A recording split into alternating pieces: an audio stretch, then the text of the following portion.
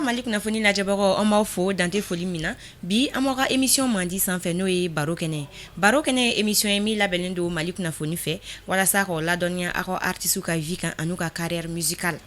o hokumu kɔnɔna na an ka wele sera artiste dɔ ma artiste min don an bɛna suspense kɔni garder a yɛrɛ bɛna a yɛrɛ présenter an na an la nse somɔgɔw tɛrɛsitɛ basi kɔni t'aw la basi foyi t'an na o diyara ye i bɛ se k'i présenter an n'an filɛbagaw ye n bɛ foli di an filɛbaga bɛɛ lajɛlen ma o bɛɛ lajɛlen b'a mɛn ne tɔgɔ ye Anu Bebe Kulibali Anu Bebe Kulibali awɔ mais caman bɛ n wele Bebeni de caman b'i wele Bebeni awɔ Anu Bebe Kulibali awɔ caman b'i wele Bebeni Bebeni awɔ Bebeni ok Anu Bebe Kulibali naamu an bɛ se ka i bɛ se k'i présenter ka Anu Bebe bɔra jɔn ni jɔn de la o diyara n ye ne ye bɔbɔ jeli ye ka bɔ san turu ni karande la ne bɔra Masa Kulibali la kumala surunyala ne bɔra mɔgɔ minnu na bɔbɔkunda u jugulen tɛ maa minnu fɔlɔfɔlɔ ye balan fɔ bɔbɔkan na radio Mali la fɔlɔfɔlɔ ne bɔra olu de la ani Zurace den ne ne bɔra Amite la kuma ka gɛlɛn ne ma dɔɔni n baw ka ca kojugu n bɔra Koyita muso ni Danbele musow la ani bɔra Jaralakaw la ne baw ka ca ne ye bɔbɔden de ka bɔ san turu ani karande la Anuzo awɔ o tɛ wa a bɔra ka présenter an na Fanu bon Anu Bebe Kulibali a dit Jeli Bebe Bebeni kɛ mais ne bɛ fɛ ka ni bɔ a kan sa o tɛ kuma dɔ la komi ni ko in fana ka fisa dɔɔni ni ko in ka fisa dɔɔni sisan an bɛ se k'a dɔn i nana musique la cogo di ya ne nana musique la cogo min n bɛ Ala fo k'a barika ni kuma diyara n da n b'a fɔ ne yɛrɛ de ye musique ye awɔ parce que ne wolola musique kɔnɔ ka mɔ musique kɔnɔ n wulila an ka so n bɛ bange tuma min o y'a sɔrɔ bɔbɔ bala de b'an ka so n fa bɛ bala de fɔ n ba bɛ dɔnkili da n kɔrɔkɛw bɛ taman fɔ dɔnkilida kanu donna ne yɛrɛ la kabi n ka dɔgɔ n bɛ dɔnkili da bamanankan na n b'a da bɔbɔkan na ten ni seli tun sera Sikaso an bɛ taa radio la radio kene la an bɛ dɔnkili da denmisɛnninw kunna depuis ne ka dɔgɔ n bɛ dɔnkili da fo Ala nana n'a ka nɛ ye 96 concours dɔ tun bɛ yen nɔ ko Dununba Top Alu Sangare Madu Gidari Kalu ani Bob Tarawele olu y'a ɲini somɔgɔw fɛ k'u bɛ taa ni ye concours la 96 awɔ a y'a sɔrɔ n ka dɔgɔ dɔɔni mais n bɛ n jeniyɔrɔ fin dɔɔni ok awɔ k'a daminɛ o tuma fo bi kɔni n ma jɔ tuguni n continue n'a ye i m'a jɔ tuguni mais depuis 96 i b'a la i yɛrɛ ye micro ta n yɛrɛ ye micro ta n yɛrɛ ye 99 kɔnɔna mais mɔgɔw bɛ n wele n kelen bɛ taa n ka fɛnw kɛ ka segin tuguni awɔ donc k'a daminɛ o don na ka na se bi ma album joli de b'e bolo sugu la bi album 2 de bɛ n bolo sugu la olu titre ye jumɛn fɔlɔ ye musow ye filanan ye nimisala ye fɔlɔ ye muso ye filanan ye nimisala ye muso in o i bɛ se ka titre dama dama fɔ an ye o la ani k'a fɔ an ɲɛna i ye o inspiration sɔrɔ cogo di musow n ka premier morceau ye musow ye Jarabi b'a la Tunga b'a la ani an yɛrɛ ka dukɔnɔ ko ok donc ne bɛ fɛ sisan i ka acapella duman dɔ k'an ye muso farafina musolu mami mana b'i la o la o bɛ malo diɲɛ bɛɛ farafina musolu mami mana b'i la o la o bɛ malo diɲɛ bɛɛ silamɛ dinɛ kumana k'an ka muso bonya kerecɛn dinɛ kumana k'an ka muso bonya mami mana muso dɔgɔya fo Ala k'i dɔgɔya masa in b'i dɔgɔya waya muso jɔn bilala muso la ni ma kɛ fɛn wɛrɛ ye alimamiw b'a muso de b'i tare bange waliyu mama muso président mama muso Woyo muso anga chesiri anga bara joni ngo muso ya yokulangulo ye muso ya ti kolangulo hali chedige chere ni muso nyuma ti bolo mami mana bilauna obe malo dieme ayeni me cɛw mɔgɔ mana bila an na kɔni u bɛ malo diɲɛ bɛɛ ye jeli bebeni namu sisan i ye muso da awo e yɛrɛ ka nin inspiration e y'a sɔrɔ cogo di bamananw ko ten ni maa filila i jijɔ ma i laban cogo b'i kamana gan ou bien a tɛ fɔ ten tɔ awɔ a bɛ fɔ ten tɔ voilà ne ye chance sɔrɔ musique kɔnɔ ala ye danni kɛ cogo min kuma ka gɛlɛn ne ma dɔɔni awɔ voilà n y'a fɔ n ko depuis 96 ne ni alu ninnu bɛ baara kɛ awɔ bon ne sigiyɔrɔ nana bɛn du min kɔnɔna na baara wɛrɛ foyi tun tɛ kɛ yen nɔ ni musique tɛ ok dɔnkili ka dɔnkili hali an filɛ kuma min na sisan ne bɛ se k'a yɛlɛma ka kɛ dɔnkili ye dɔnkili dilanni yɛrɛ de ka nɔgɔn ne ma ne m'a f'i ye n ko ne yɛrɛ de ye musique ye awɔ a ja i bɛna ne fasa da k'o dilan k'o bɔ sisan inshallah e ko o album filanan o ye nimisala ye awɔ an b'a ye fana nimisala in umu b'a da umu jara awɔ e b'a da jɔn de tɛ dɔnkili in ye aw fila la nimisala ne bebe de ye nimisala da e de y'a da ne de ye nimisala da 2013 awɔ mais umu b'a da a y'a yamaruya ɲini i fɛ wa a y'a ɲini n fɛ a ka anniversaire la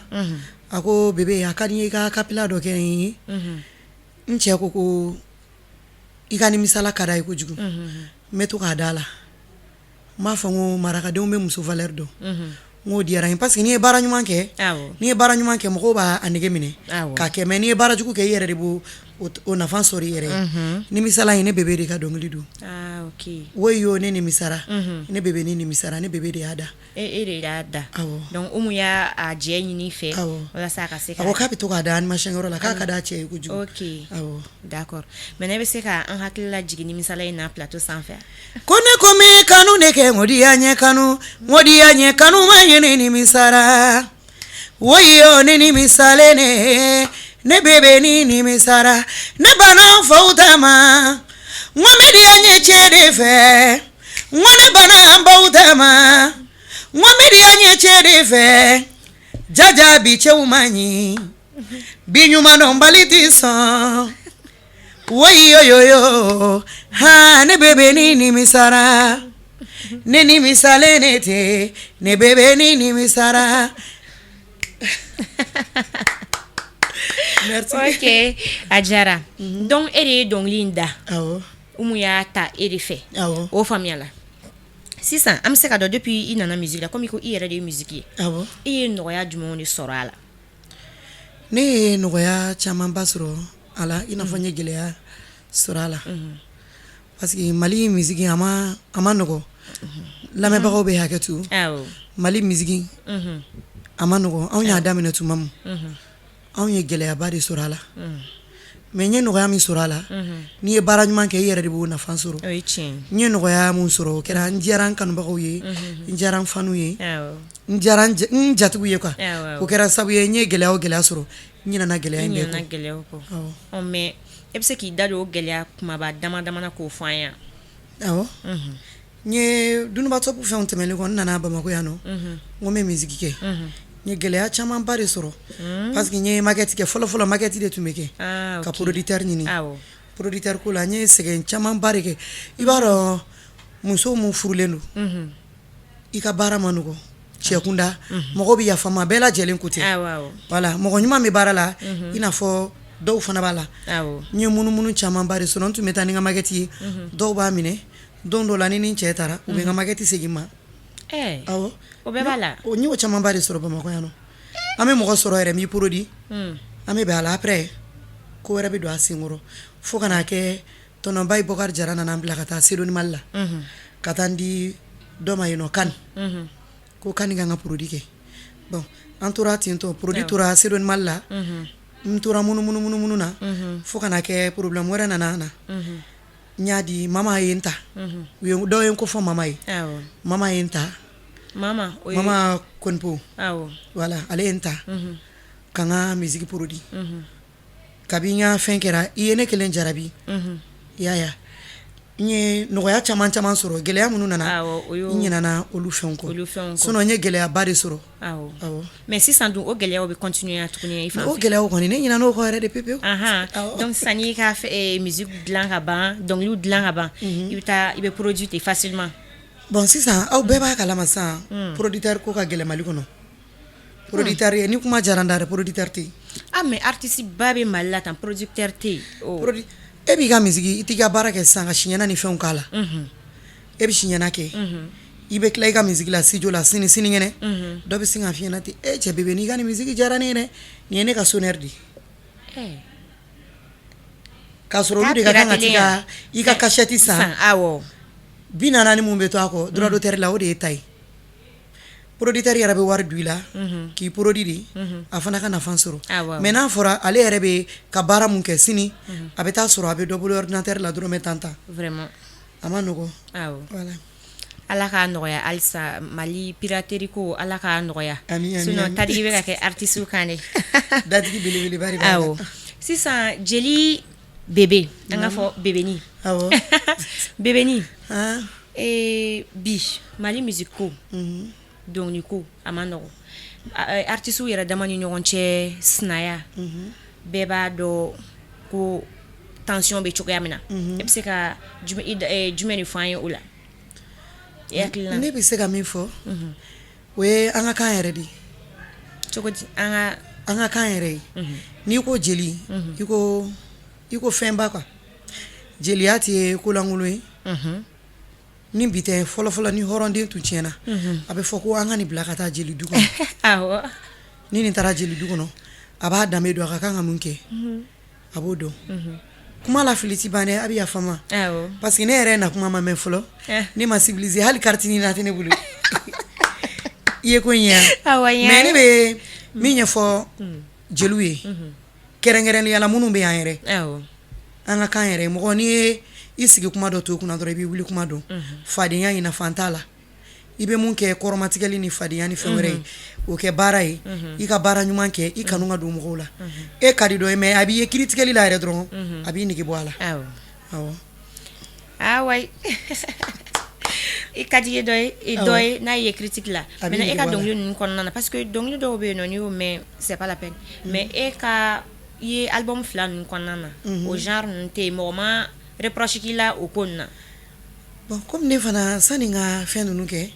n'i y'a kɛ mɔgɔ bɛ na minnu bɛ ɲɛ m'a yir'u la i n'a fɔ Payi Kamara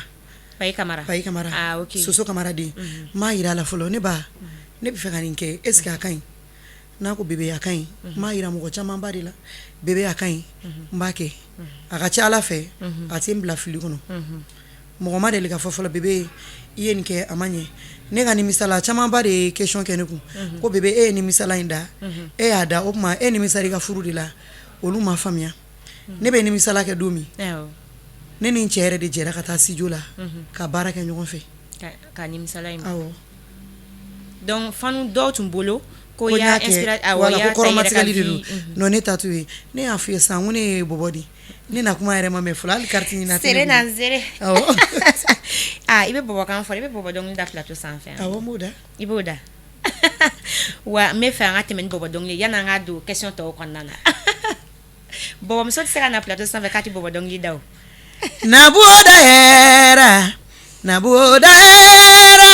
nabuoda era wasife ma omu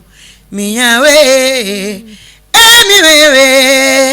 miyawe he sabari oro bazani sabe yaro bazani walo bayara mi memare botu ira mire mabona bazani tera ba ubundia buya zere bora bema semi bomu walo ira wale biefo bomu yu botu ira bazani wa imana mabwe wa fe mana mabwe no wa yaro mana mabwe adimiya ni mwera ba chururu walo ira bazani sabe yaro bazani walo bayare sisan nin jara an bɛ fɛ i ka kɔrɔ fɔ an ye bamanankan na minnu ti bɔbɔkan mɛn u ka se ka faamuyali sɔrɔ a la jumɛn de tun don Bazani tun ye cɛfariba de n'i y'a jateminɛ siya bɛ jɔnya kɛ mɛn anw fana ka fierté y'an ka bɔbɔya in de siya bɛ bɔbɔya jɔnya kɛ mais bɔbɔden ma jɔnya kɛ bɔbɔ jɔn tɛ ayi jɔn tɛ bɔbɔ la jɔn tɛ bɔbɔ la n'i ko bɔbɔ dɔrɔn i ko cɛfarisi e ɲɛ tɛ ne ka bɔbɔ kɛ b'a sigilen na n'i ko bɔbɔ u b'a fɔ cogo min na ni bi tɛ i tun bɛ kaso bɔba ci k'a yɛrɛ kɛ i bɛ siya bɛɛ y'a la i tɛ bɔbɔ ni dɔgɔnɔ y'a la hali an filɛ yɔrɔ min na sisan n'i taara baarakɛyɔrɔbaw la i bɛ gardien jateminɛ i b'a sɔrɔ bɔbɔ don a ka ca ala fɛ bɔbɔ tɛ nkalon tigɛ a tɛ janfa kɛ bɔbɔ b'a dalakan batu anw ye cɛfarisiw de aw ye cɛfari donc o dɔnkili de o de filɛ nin i y'o de fɔ bɔbɔkan na nin ok faamuyali sɔrɔlen o la sisan an bɛ fɛ k'a dɔn bebe yɛrɛ ka projet d'avenir ye jumɛn ye ni ala nana n'a ka na wɛrɛ ye ka se di bebe ma tuguni ka fara min b'a bolo kan a bɛna projet jumɛnw de kɛ a ka di n ye don nataw la ni ala ye hɛrɛba kɛ n ye n ka mɔgɔ caman dɛmɛ misiki kɔnɔ misiki kɔnɔ a ka di n ye se tɛ mɔgɔ minnu ye k'olu dɛmɛ o de ka di n ye yɛrɛ yɛrɛ yɛrɛ se tɛ mɔgɔ minnu ye i n'a fɔ mɔgɔ dɔw bɛ yen n'i taara siradaw la sisan i bɛ denmisɛnnin dɔw ye palon dɔn ka muso dɔw ye kɛbalikɛla n'i bɛ fɛ k'a dɔn yɛrɛ ko diɲɛ ɲagaminen de bɛ bɔ su fɛ de b'a jateminɛ ka mɔgɔ dɔw i bɛ mɔgɔ caman ye ko dɔw la ni u y'a kun f'i ye i yɛrɛ bɛ ka su nɔfɛ ni se bɛ ɲɛ k'olu b'o la k'olu bila condition ɲɛnamaw na ka kungilayɔrɔw dayɛlɛ salon ka dɔw bila la n'an bɛɛ bɛ dɔɔni kɛ sisan dɔ bɛ bɔ gɛlɛya la effectivement ala ka se di ma i ka se k'i ka projet réaliser bebe e ko i ye yɔrɔ dɔ fɔ ko i ka se ka dɔnkilidala denmisɛnninw dɛmɛ ka dɔnkilidala denmisɛnninw dɛmɛ i bɛ yɔrɔ min na sisan dɔw ti genre kalandenw quoi dɔw b'i bolo wa kalanden camanba de bɛ ne bolo camanba de b'i bolo wa e ma u ka master d'u ma fɔlɔ camanba de bɛ n bolo dɔw ye u yɛrɛ ta i n'a fɔ halisa dɔw bɛ kalanbulon na i n'a fɔ Awasila Batoma Aminata Kone mais mɔgɔw b'a wele Jeli Ami i n'a fɔ Fana Diko a caman de don n tɔgɔma yɛrɛ o ye n dɔgɔkɛ muso ye bebe kalanden camanba de bɛ n bolo Kulibali a caman ok bravo alors donc i kan ka école yɛrɛ de dayɛlɛ walasa k'olu encadrer yen ni ala ye mɔgɔ wɛrɛw ka se ka hɛrɛ kɛ ala ka hɛrɛ kɛ sisan an ka na kɔfɛ dɔɔni coronavirus kɛ depuis coronavirus nana an b'a dɔn a ye ko caman kɛ jamana in na a ye bɛɛ touché e yɛrɛ fɛ en tant que artiste a ye gɛlɛya jumɛnw de lase e ma n'a tɛna fulaw yɛlɛma ka kɛ fɛn wɛrɛ ye kɔni kabi coronavirus nana a ye gɛlɛya camanba de nati maliyɛn bɛɛ la jɛnɛ kan kɛrɛnkɛrɛnnenya la artisiw anw ta de kɛra degu la degu ye an ti kɔɲɔ kɛ an ti denwuli kɛ an ti animation kɛ hali ni y'a mɛn i bɛ t'i jatigi deli a bɛ kɛnɛda la de n'u y'i mankan mɛn fɔlɔ jatigi bɛɛ tɛ dɛ voilà ni dɔw y'i mankan mɛn k'a b'i ka mobili bi jɔ o b'a sɔrɔ o bolila ka datugu k'a y'a fɔ ko n bɔra mais jatigi dɔw ye an y'o gɛlɛya ye jatigi dɔw bɛ yen olu y'an wele de karisa kɛrɛnkɛrɛnnenya la ne yɛrɛ jatigimuso in wele fo a ka so a ko bebeni i bɛ min ko n bɛ so ko n sɔrɔ so n y'a sɔrɔ yen a ye biriki bɔ k'a da ɲɔgɔn kan ko taa ni nin ye baara tɛ yen sisan i k'i yɛrɛ dɛmɛ ni nin banna n'a bɛna ba i ka na filamuso de y'o kɛ yen an o tɛgɛrɛ fɔ filamuso kunna bɛɛ t'o kɛ dɛ ayi bɛɛ t'o kɛ ok donc coronavirus nalen fɛn bɛɛ jɔ la a bɛ gɛlɛya se artisiw ma an bɔra o kɔnɔna na an nana don crise yɛrɛ la crise politique an bɛ se k'a fɔ donc o fana nana fara kan e yɛrɛ bɛ se k'i hakilina di actualité kan crise fanga yɛlɛmɛli ni fɛnw en tant que artiste ne bɛ se ka hakilina min di kuma la fili t'i ban ni n donna gasi la a bɛ yafa n ma ne bɛ fɛ maliyɛn bɛɛ ka an bɛɛ ka kɛ kelen ye ni maliyɛn bɛɛ sɔnna ɲɔgɔn ta ma n'i ko sɔn ɲɔgɔn ta ma kuma ka gɛlɛn depuis question daminɛ y'a fɔ kuma ka gɛlɛn ne ma dɔɔni maliyɛn bɛɛ an ka kɛ kelen an k'an bolo di ɲɔgɔn ma n'an y'an bolo di ɲɔgɔn ma an bɛ fangaba de sɔrɔ mais na y'an bolo fofo ɲɔgɔn kɔ awɔ a ma nɔgɔ dɔɔni quoi o ma nɔgɔ ya na y'an bolo di ɲɔgɔn ma halisa Mali in bɛ di aw mais Mali in ka di halisa mais halisa tɔba de bɛ kɔfɛ o bɛ sɔrɔ an yɛrɛ ka cɛsiri fɛ an bɛɛ ka dɔ kɛ fa ka dɔ kɛ ba ka dɔ kɛ denw ka dɔ kɛ an bɛɛ lajɛlen i n'a fɔ aw yɛrɛ fila aw bɛ baaraba de la i ko ten aw bɛ baaraba de la n'i y'a ye hali an bɛ bɔ ko caman kalama aw de don an ka jɛn fana maliyɛn bɛɛ fana k'a dɔn k'a fɔ k'aw fana bɛ dɔ la n'an y'o dɔn sisan minnu bɛ so olu fana bɛ bɔ ko caman kalama sisan o diyara n ye i ka o conseil diyara n ye yan'an ka taa yɔrɔ jan komi an bɛ ka se sisan émission kuncɛ yɔrɔ la i yɛrɛ tɛ wuli ka bɔ plateau in sanfɛ n'i ma fasa kelen ta Mali kunnafoni kan k'an fasa dumani da an ka dɔn ko bebe de b'an bolo yan bi a tɛ da bɔbɔkan na Zeyina dɛ a bɛ da bamanankan na sisan yan'an ka taa yɔrɔ jan i bɛ se ka folikan min b'i bolo i b'o o fɔ i ka fanu tu t'adresses à tes fans folikan bɛ n bolo n bɛ n ka fani bɛɛ lajɛlen fo minnu m'an lajɛ hali minnu ma temps sɔrɔ k'an lajɛ n bɛ bɛɛ lajɛlen fo kɛrɛnkɛrɛnnenya la n bɛ aw yɛrɛ fo o diyara n ye ka n ka jelikɛ yɛrɛ fo Jeli Lawudaden i ka jelikɛ tɔgɔ n ka jelikɛ tɔgɔ ye Amara Danbele bɔbɔ don ale fa tun tɛ mɔgɔ dogolen i b'a fɔ ko i ma Jeli Lawuda Danbele tɔgɔ mɛn manabɔla ba tun don o denkɛ de don n bɛ n ka jelikɛ yɛrɛ fo ka barika ka n ka fani bɛɛ lajɛlen fo ka foli di n baarakɛɲɔgɔnw ma u bɛɛ lajɛlen fo bɛɛ lajɛlen b'a mɛn foli diyara u bɛɛ lajɛlen ka foli di n denw fana ma awɔ sisan bebe an bɛ tɛmɛ ni acapella duman ye émission kuncɛli acapella an bɛ tɛmɛ n'o de an b'a da cɛw kan o bɛ musow i b'a daminɛ musow la ka musow ta parce que ne ka kurakurani ne ka kurakurani ne tun bɛ fɛ k'o de da i ka kurakurani donc album sabanan bɛ sira la ka na quoi awɔ o bɛ sira la ka na donc i b'o o bɔ min ye quoi awɔ awɔ o da kanu dɔgɔlen man di de kanu dɔgɔlen man di kanu dɔgɔlen man di bɛɛ b'a dɔn kanu dɔgɔlen man di a fini sanw ka di wa kanu dɔgɔlen man di a baro dumanw ka di wa kanu dɔgɔlen man di bidenw ɲɛfɔ k'olu yɛrɛ dun tɛ cɛkɔrɔba furu fɛ awa jeune furu dɔgɔbɔra n na jeune furu dɔgɔbɔra jeune ka si ka yala y'an tɔɔrɔ kanu dɔgɔlen man di de kanu dɔgɔlen man di ne y'a fɔ k'a fɔ filaw b'elu sini dɔn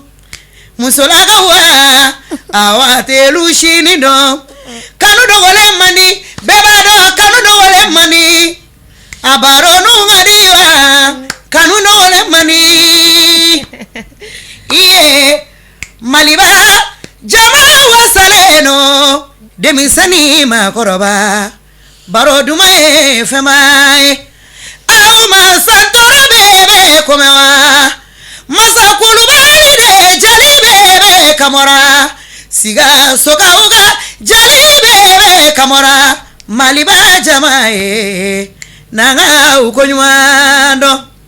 iye denmisɛnnin fara maakɔrɔba kama u ko ɲuman dɔn santɔrɔkaw ka bebe kaw ni wula sigasokaw ka bebe ko kaw ni wula jajaduya de sɔgɔmada caman ye aw ma jalila bebe kamɛ jama mana bɔ kaba bɛɛ ni i ja ɲɛta ça c'est vrai jama mana bɔ ka ban bɛɛ ni diɲɛ ta maintenant Mali kunnafoni ta dɔrɔn i k'a kɛ k'a datugu i ɲinɛ n'o kɔ a ta sisan iye Maliba kunnafoni mana bɔ Maliba an bɛɛ bɛ se wa iye Maliba kunnafoni mana bɔ an bɛɛ bɛ se wa n b'a fɔla musolu ye n b'a fɔla cɛbalu ye k'a fɔ mabalu ye Maliba kunnafoni ye wasaba ye alu b'a dɔn ni jɔn de wasalen don Maliba kunnafoni alu ni wasa alu ni timinandiya olu de bana daga sinogo ma k'u bɛ dɔ kɛ olu de bana sokɔnɔ bananinw ma k'u bɛ dɔ kɛ ka musolu bɔlen ɲɛnafin jugulalen Maliba kunnafoni i alu le sɔnna ma ka aritisilu bɔ dibi jugu la Maliba kunnafoni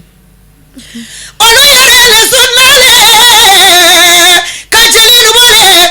kunnafoni na ka jelilu bɔ dibi jugu ba la dɛ Maliba kunnafoni kunnafoni alamana usarala alamana sarala alamu sonane sijani keneyala sibe masabare alamolode alamu sona sijani keneyala kausola bangonyu mancha yamani bakuna foni alamana luwasala